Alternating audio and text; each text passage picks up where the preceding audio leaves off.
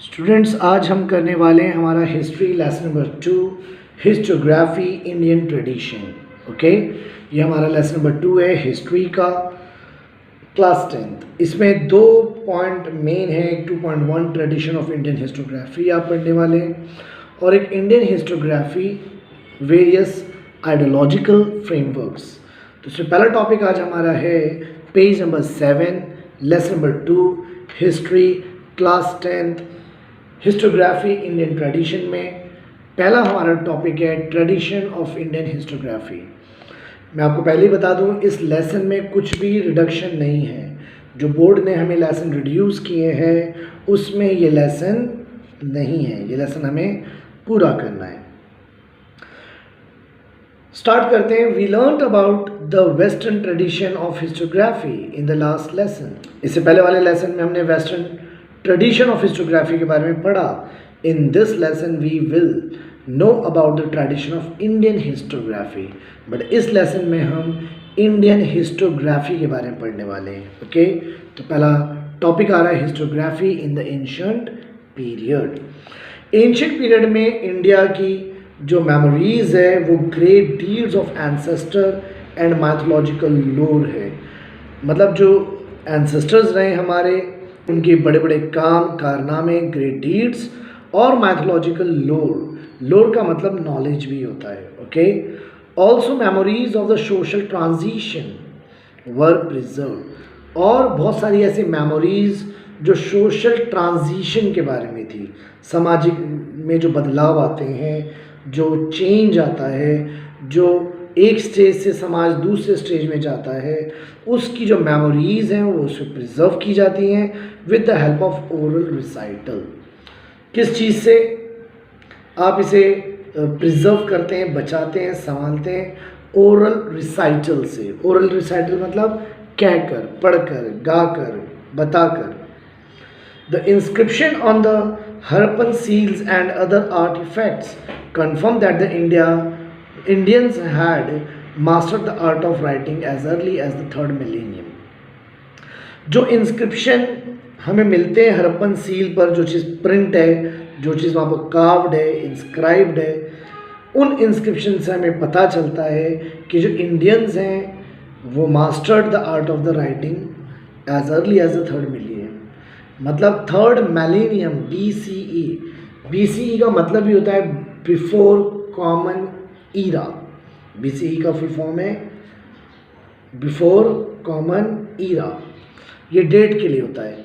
तो 3rd millennium में ही BCE के आर्ट ऑफ राइटिंग इंडियंस के पास था, और वो सिर्फ था नहीं, वो मास्टर थे उस चीज़ के, और परहैप्स बिफोर दैट, और हो सकता है उससे भी पहले। However the Harappan script is not yet successfully deciphered. लेकिन हरप्पन स्क्रिप्ट जो हमें मिली है, जितनी भी वो प्रिजर्व रही और हम फाइंड कर पाए हैं, अभी भी वो सक्सेसफुली डिसाइफर्ड। डिसाइफर्ड का मतलब ये होता है कि सक्सेस ना होना किसी चीज़ की फाइंडिंग में। The earliest known return documents of historical nature found in India. हमारे इंडिया में बहुत पुराने डॉक्यूमेंट्स हमें मिलते हैं जो फॉर्म ऑफ इंस्क्रिप्शन में होते हैं। मतलब उस टाइम पे कोई राइटिंग पेन वाला सिस्टम नहीं था कि पेन से आप लिखेंगे, तो वो नहीं था, वो इंस्क्रिप्शन फॉर्म में था, इंस्क्राइब्ड फॉर्म में था। They are dated to the 3rd century BCE। ये बिफोर कॉमन ईरा के भी 3rd सेंचुरी BCE की बात कर रहा है, 300 साल पहले। दैट इज एम्परर अशोक के टाइम पे, जो मौर्यास टाइम था, मौर्य, ठीक है ना, अशोक के टाइम पे डायनेस्टी का नाम मौर्य है। His edicts are inscribed on natural rocks and stone pillar. उन्होंने अपने एडिक्ट्स को इंस्क्राइब किया नेचुरल रॉक्स पर और स्टोन पिलर पर। From the 1st century CE को कहते हैं common era. BCE before common era, CE common era. Inscription begins to occur on coins. उस टाइम पे कॉइन्स पर, मेटल इमेजेस पर, स्कल्पचर्स पर, इन सारी चीज़ों के ऊपर इंस्क्रिप्शन होने लगा था। And also on copper plate पर भी they provided important historical information. 1st century CE से ही इंस्क्रिप्शन हमें बताए हैं, कॉइन्स पर हैं, किसी मेटल इमेज पर हैं, किसी स्कल्पचर पर हैं, and also on the copper plates भी हैं। They provide important historical information. इससे आपको इम्पॉर्टेंट हिस्टोरिकल इंफॉर्मेशन मिलती है of various kings and dynasty, genealogy, territorial extent and administration of the various empire. उन्होंने प्रोवाइड किया हमें historical information. We get to know about the dates of various kings, जिससे हमें पता चला कि किस किंग की क्या डेट थी, वो कब थे, उनकी डायनेस्टी कब थी। Geology, territorial extent and administration of various empires. जो जीनोलॉजी है, जीनोलॉजी मतलब होता है एंसेस्ट्री, लीनेज, जो हमारे फोरफादर्स चले आए हैं, ठीक है ना। Territorial extent and administration of various empires and kingdom and also important political events. ये प्रोवाइड करते हैं हिस्टोरिकल इंफॉर्मेशन को, और हमें बहुत पुराने कोई किंग्स या उसकी डायनेस्टी या जो हमारे एंसेस्टर्स थे या उनके एंसेस्टर की जीनोलॉजी पता चलती है। And the kingdom and also important political event. Ancient Indian literature includes the epics, Ramayana, Mahabharata. Epic का मतलब ही होता है ग्रेट स्टोरीज, कोई महान कथाएं, कोई स्टोरीज हो, तो रामायण और महाभारत की इसी टाइप की स्टोरीज़ हैं, और पुराण्स हैं, और जैन और बुद्धिस्ट टेक्स्ट हैं, और हिस्टोरिकल डॉक्यूमेंट्स हैं by Indian authors. Indian authors ने इस पर काम किया है। एंड ऑल्सो ट्रैवलॉग बनाए हैं बाय फॉरेन ट्रैवलर्स। ट्रैवलॉग किसे कहते हैं? जो आप एक कंट्री से दूसरी कंट्री ट्रैवल करते हैं इंफॉर्मेशन लेने के लिए कि किस देश में क्या है, उसे आप ट्रैवलॉग कहते हैं। ओके, तो जो ट्रैवलॉग होता है वो एक इम्पॉर्टेंट सोर्स ऑफ हिस्ट्री होता है। कहीं भी जाएं, किसी भी कंट्री जाएं, वहाँ क्या देखा, क्या है, क्या क्या नहीं है, ए टू जेड बातों को एक बुक में मेंशन करना, ठीक है ना, ट्रैवलॉग होता है। Writing of biographies of Kings and the dynastic histories mark an important step in the Indian historiography. Indian historiography के अंदर बड़े बड़े किंग्स की, उनकी डायनेस्टी की बायोग्राफीज़ लिखना, उनकी हिस्ट्रीज़ को लिखना डायनेस्टी की, ये इंक्लूड रहा। Harshacharita written in the 7th century CE में by Bana Bhatta is king हर्षाज biography. बना भट्टा ने जो लिखा था 7th century में हर्ष चरित्र, वो हर्षाज बायोग्राफी, हर्षा किंग्स हैं। Okay, it portray a realistic picture of the social, economic, political, religious, cultural life. ये पोर्ट्रे करता है, ये शो करता है, ये आपको बताता है, ठीक है ना, कि उस टाइम पे जो सोशल, इकोनॉमिक, पॉलिटिकल, रिलीजियस और कल्चरल लाइफ थी वो कैसी थी। Historiography in the medieval period अब आ रहा है आपको, ठीक है। The style of writing the Rajatarangini, the history of Kashmir by Kalhana in the 12th century is quite close to the concept of modern historiography। मतलब नई मॉडर्न हिस्टोग्राफी का ज़्यादा रिलेशन है एक स्टाइल ऑफ राइटिंग जो राज तरंगिनी है, ओके, हिस्ट्री ऑफ कश्मीर है। ये क्वाइट क्लोज कॉन्सेप्ट्स हैं मॉडर्न हिस्टोग्राफी को समझने के लिए। Kalhana himself says that he wrote this text after critically examining the various source like inscription, coin, remains। मतलब कलहाना ने तो खुद ये बात कही थी कि जो उसकी टेक्स्ट है, जो उसने लिखी है, वो क्रिटिकली एग्जामाइन करके किसी चीज़ को लिखी गई है, और जो भी उन्हें सोर्स मिला है, ठीक है ना, जैसे कोई इंस्क्रिप्शन है, कोई कॉइन है, कोई रिमेन ऑफ एंशिएंट मोनूमेंट्स है, डायनेस्टिक रिकॉर्ड है एंड लोकल ट्रेडिशन, इन सारी चीज़ों को कलहाना ने अपनी बुक में मेंशन किया। इन द मिडिवल इंडिया जो हिस्टोरियंस थे, जो ज़्यादातर मुस्लिम रूलर्स उस टाइम पे जब इंडिया में आए, तो उनके कोर्ट में जो हिस्टोरियंस थे वो उनसे ही ज़्यादा इन्फ्लुएंस्ड हुए, और अरबिक और पर्शियन हिस्टोग्राफी उन्होंने ज़्यादा उससे इन्फ्लुएंस्ड हुए। वो अमंग देम थे ज़ियाउद्दीन बरानी। ये एक इम्पॉर्टेंट प्लेस रखते हैं अपने एक हिस्ट्री के अंदर। इन तारीख फिरोज़ शाही, ये बुक रिटर्न उन्होंने की थी। He has stated the purpose of historiography. इन्होंने इस बुक के अंदर हिस्टोग्राफी का पर्पस बताया। उनके हिसाब से historians duty is not limited only to the recording of the rulers valour and policies. मतलब किसी भी हिस्टोरियन का ये काम नहीं है ड्यूटी के सिर्फ वो किंग्स के वेलर को, उसकी ब्रेवरी को, उसकी पॉलिसीज़ ऑफ वेलफेयर को बताए, but he should also write about the rulers failing. मतलब रूलर्स की अच्छाइयाँ और अच्छी बातें बताने के साथ साथ अगर उस रूलर में कोई फेलिंग वाला मैटर है तो वो भी बताए कि किस जगह पे रूलर फेल हुआ है, और इनकरेक्ट पॉलिसीज़ को भी बताए। बरानी further says that a historian should also take into consideration the impact of the teaching of the wise। मतलब बैरिनी ने यह भी बताया कि हिस्टोरियंस को इस बात को कंसिडर करना चाहिए जो टीचिंग ऑफ वाइज है, okay, the learn person and the Saint on the cultural life of the people. मतलब लोगों की कल्चरल लाइफ पर, सोशल लाइफ में जो एक सेंट का एक असर होता है, या जो बहुत ही ज़्यादा पढ़े लिखे लोग हैं उनका, या टीचिंग ऑफ वाइज यानी पॉजिटिव लोगों की टीचिंग, ओके, भले लोगों की टीचिंग। दस बरानी expanded the scope of historiography, इसलिए बरानी ने अपने जो हिस्टोग्राफी का एक स्कोप है उसको एक्सपैंड किया। For the historian in the Mughal court जो थे वो एम्परर्स की प्रेजिंग करते रहते थे और एग्जीबिशन करते थे of loyalty became more important. मतलब वो हिस्टोरियन जो मुगल कोर्ट में थे वो प्रेजिंग द एम्परर्स करते थे और एग्जिबिट करते थे अपनी loyalty, okay. The custom of adding suitable poetic quotes and beautiful picture was also introduce.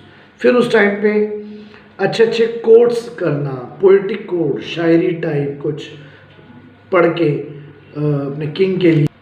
Founder of the Mughal empire wrote an autobiography. Babur, जो बाबर सुना है आपने, बाबर नाम, ये मुगल एम्पायर के फाउंडर थे और इन्होंने अपनी ऑटोबायोग्राफी एंटाइटल तुजुक बाबरी। तो बाबर ने तुजुक बाबरी लिखा, एक ऑटोबायोग्राफी लिखी थी अपनी, और उसके अंदर डिस्क्राइब किया था उसने बैटल्स जो उसने लड़ी हैं, उसका डिस्क्रिप्शन था। बाबर ने उसमें ये भी रिकॉर्ड किया है, छोटी छोटी बातों को रिकॉर्ड किया है बाबर ने उस बुक के अंदर, उस ऑटोबायोग्राफी के अंदर छोटी छोटी माइन्यूट थिंग्स को भी, क्लोज ऑब्जर्वेशन जो उसने की हैं किसी रीजन के बारे में, किसी सिटी के बारे में जहाँ वो गया, ट्रैवल किया था, including the local economy, custom and the flora को। मतलब किसी भी जगह का कस्टम क्या है, रीति रिवाज क्या है, इकनॉमी कैसी है, लोकल, और फ्लोरा एंड फाउना, उसके बारे में भी उसने मेंशन किया था कि उस जगह पे वेजिटेशन कैसा है, ग्रीनरी कैसी है, etc। Abul Fazl Akbarnama, Abul Fazl Akbarnama is very important. उसने अकबर के बारे में अकबरनामा लिखा था from the view point of critical historiography. Abul Fazl ये भी नाम है एक पर्सन का, उसने अकबरनामा लिखा था, ठीक है। His method of collecting authentic historical document and their scrutiny are looked upon as devoid of bias and hence realistic। उसका जो मेथड था जिससे वो किसी बात को कलेक्ट करता था, जो चीज़ ऑथेंटिक होती थी, ऑथेंटिक मतलब जो चीज़ प्रूव्ड हो, जो चीज़ सच्ची हो, हिस्टोरिकल डॉक्यूमेंट्स हों, एंड देयर स्क्रूटिनी का मतलब होता है किसी चीज़ को डिटेल में या बड़े कॉशियसली चेक करना, ओके, किसी चीज़ को चेक करने को आप स्क्रूटिनी कहते हैं। Is looked upon as devoid of bias. Devoid था, डिवॉइड यानी कोई चीज़ ना होना, क्या चीज़ ना होना, बायसनेस, यानी कोई पार्शलिटी को, कोई एक्स्ट्रा फेवर दे के किसी के लिए काम करने को आप बायस कहते हैं। एंड हैंस बड़ा रियलिस्टिक लगा। बखार, बखार is an important type of historical document है। बखार ये मराठी वर्ड है, बखार का मीनिंग होता है form of historical narratives written in Marathi. मतलब मराठी में जो हिस्टोरिकल इवेंट्स या नैरेटिव्स मेंशन है, जो उसकी फॉर्म है, उसे आप बखार कहते हैं, ओके। तो बखार एक important type of historical document है मिडिवल टाइम में। इट कंटेन्स यूलॉजीज, ठीक है ना, यूलॉजीज ऑफ हीरोज एंड स्टोरीज। यूलॉजीज क्या चीज़ होती है? यूलॉजीज होती है आपका speech good say about something, किसी के बारे में कुछ ग्रेट कहना, कुछ बढ़िया कहना, कुछ ओके तारीफ में कहना, उस स्पीच, उस सेइंग को आप यूलॉजीज कहते हैं। किसकी? हीरोज़ की, बड़ी बड़ी स्टोरीज ऑफ हिस्टोरिक इवेंट्स की, कोई बैटल्स की, कोई बड़ी बड़ी बातें, क्या हुआ क्या नहीं हुआ, lives of a great man also. Marathi bakhars are of various types. जो मराठी में बकार्स होते हैं ये कई टाइप के हैं। एक सभासद है जो रिटन बाय कृष्णाजी आनंद सभासद ने लिखा था during the reign of the Chhatrapati Raja Ram Maharaj. ये किस टाइम पे थे? छत्रपति राजा राम महाराज के ज़माने में। It is an important Bakar for getting information about the rule of Chhatrapati Shivaji. ये वो बकार है जो छत्रपति शिवाजी के टाइम की जो इन्फॉर्मेशन हमें देती है कि वो किस तरह रूल करते थे। फिर आपका भाऊ साहेबांची बकार है। ये बैटल ऑफ पानीपत के बारे में, जो बैटल ऑफ पानीपत हुई थी उसको डिस्क्राइब करती है भाऊ साहेबांची बकार एंटाइटल पानीपताची बकार। मतलब पानीपत की लड़ाई को बताती है, इसलिए इसका नाम पानीपताची बकार है। अबाउट द सेम इवेंट होलकरांची कैफियत provides information about the Holkars. मतलब ये जो होलकरांची कैफियत है या कैफियत है, इसको प्रोवाइड करती है ये हमें इंफॉर्मेशन अबाउट द होलकर्स, ठीक है, and their contribution to the Maratha rule. मतलब होलकर कौन थे, किस ग्रुप ऑफ पीपल को कहते हैं, उन्होंने क्या कंट्रीब्यूशन किया है मराठा रूल चलाने में, वो होलकर के बारे में बताती है, इसलिए उसका नाम है होलकरांची कैफियत है। बकार can be divided into various types. बकार जो है ये कई टाइप्स में डिवाइडेड है। बायोग्राफीज ऑफ किंग्स हैं इसमें, राजा महाराजाओं की बायोग्राफीज, डायनास्टिक हिस्ट्री भी होती है, डिस्क्रिप्शन ऑफ इवेंट्स होता है, कोई इवेंट अगर गुजरा है हिस्ट्री में तो उसके बारे में detail, history of the sect, अलग अलग सेक्ट और ग्रुप्स के बारे में हिस्ट्री, ऑटोग्राफीज रिगार्डिंग ग्रीवेंसेस, बहुत सारी ऐसे ऑटोग्राफीज जिसमें लोगों ने अपने ग्रीफ को बताया है, based on mythologies and state administration by a king, जो माइथोलॉजी पे डिपेंड करती है और state administration by a king. Next point है हमारा historiography in the modern period. 20th century में जो इंडियन आर्कोलॉजी ने, आर्कोलॉजी मालूम है ना, आर्कोलॉजिस्ट होते हैं जो कहीं पर डिगिंग करते हैं और पुरानी चीज़ों को निकाल के आपको बताते हैं, तो जब वो एक्सप्लोर कर रहे थे, रिसर्च कर रहे थे अंडर द ब्रिटिश रूल, तो उस टाइम पे बहुत सारी ऐसी एंशियंट साइट्स थी जिन्हें एक्सकेवेट किया गया। एक्सकेवेट का मतलब होता है कोई बिल्डिंग, कोई ऑब्जेक्ट, कोई थिंग जो एंशियंट टाइम की हो, ठीक है ना, जो अंडर द अर्थ कभी कभी भरी हो जाती है, हम उसको वहाँ से निकालते हैं। तो ये under the supervision of sir Alexander Cunningham के थ्रू हो रहा था, the first director general of the archaeological survey of India. और हमारे इंडिया के जो ब्रिटिशर्स के टाइम पे ही जो पहले डायरेक्टर जनरल बने थे आर्कोलॉजिकल सर्वे ऑफ इंडिया के, वो सर अलेक्जेंडर हैं। He chose mainly the site mention in the Buddhist text. ज़्यादातर इन्होंने उन्हीं साइट्स को चूज़ किया जो बुद्धिस्ट टेक्स्ट में लिखी हुई थी, Buddhist. For this purpose Harappan civilisation was discovered, और इसी पर्पज़ के लिए हरप्पन सिविलाइजेशन डिस्कवर्ड हुआ during the tenure of sir John Marshall. जब सर जॉन मार्शल थे उनके टाइम पे, टेन्योर का मतलब टाइम पीरियड होता है। Because of this discovery the antiquity of the Indian history could be traced to 3rd millennium BCE और even earlier. मतलब ये डिस्कवरीज के बाद जो एंटिक्विटी है, एंटिक्विटी का मतलब वो बिल्डिंग्स, वो ऑब्जेक्ट जो एंशियंट टाइम्स के हों, पुराने हों, उसे आप कहते हैं antiquity of Indian history could be traced. इनको देखा जा सकता है, ढूंढा जा सकता है, इसका कनेक्शन बनाया जा सकता है 3rd millennium BCE। Many British official in India wrote about the Indian history. हमारे इंडिया में कितने सारे ब्रिटिशर्स ऑफिशियल्स थे जिन्होंने इंडियन हिस्ट्री के बारे में लिखा है। There writing display strong influence. उनकी राइटिंग डिस्प्ले करती है कि कितना स्ट्रॉन्ग इन्फ्लुएंस था कॉलोनियल पॉलिसीज़ का ब्रिटिशर्स की इंडिया में। 3 volumes of the history of British India उन्होंने लिखी है जेम्स मिल ने, जो पब्लिश हुई थी 1817 में। ये फोटो में उनका देख सकते हैं। This was the first book on Indian history written by a British historian. ये पहली हिस्टोरिकल बुक थी या हिस्ट्री थी जो रिटन बाय ब्रिटिश हिस्टोरियन थी। ओके, पहली बुक। ये रिफ्लेक्ट करती थी absence of objective perspective.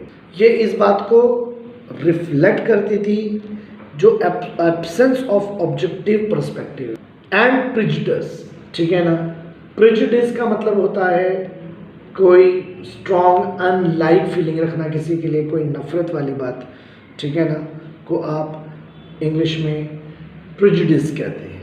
Okay, various aspect of the Indian culture, the history of India written by Elphinstone, governor of Bombay थे, आज मुंबई कहते हैं जिसे आप। ये पब्लिश हुआ था 1841 में। Okay, history of India. The period of the Maratha empire is very important. ठीक है ना, जो मराठाओं का पीरियड है, एम्पायर है, ये बहुत इंपॉर्टेंट है in the Indian history. Grand डफ ने, नाम है ग्रैंड डफ, एक ब्रिटिश ऑफिसर थे, इन्होंने मराठाओं की हिस्ट्री पर एक बुक लिखी है। He wrote the book and title, और उसका नाम रखा है द हिस्ट्री ऑफ मराठास, मराठाओं की हिस्ट्री। This book is publish in the 3 volumes. ये बुक 3 वॉल्यूम में पब्लिश हुई है। Grant Duff's writing also shows the British inclination of condemning the Indian culture. Grant Duff की राइटिंग से पता चलता है कि किस तरह से ब्रिटिशर्स के अंदर एक बात थी कि वो इंडियन कल्चर को कंडेम करते थे, मतलब जो बुरे कल्चर थे उसके वो अगेंस्ट थे। And history similar tendency is witness in colonial toads writing, और इसी टाइप की सेम बातें जो टॉड्स ने लिखी है, ठीक है ना, उसकी राइटिंग में भी मिलता है। अबाउट राजस्थान हिस्ट्री, उन्होंने राजस्थान हिस्ट्री के बारे में लिखा है। The 2 volumes written by William Wilson Hunter on Indian history show a somewhat impartial treatment of the subject. मतलब जो विल्सन ने ऑन इंडियन हिस्ट्री 2 बुक्स लिखी हैं, show a somewhat impartial treatment of the subject, मतलब उसको पढ़ के देख के लगता है कि कुछ इम्पार्शियलिटी हुई है। नीलकंठ, जनार्दन, कीर्तन, Vishwanath, Kashinath Rajwade were 2 Indian historians who took upon the task of exposing the limitation of the Grand Duff's writing. Indian historian ने ये टास्क लिया कि वो एक्सपोज करें ग्रैंड डफ की राइटिंग को, जिसमें उन्होंने बहुत सारी बातें में इंडिया और हमारे कल्चर और हमारे लोगों को कंडेम किया है। Okay, so this is all about your history chapter number 2 part 1 है ये। पार्ट 1 में हमने अभी आधा लेसन कराया, पार्ट 2 में हम इस लेसन को एंड कर देंगे। Okay, thank you.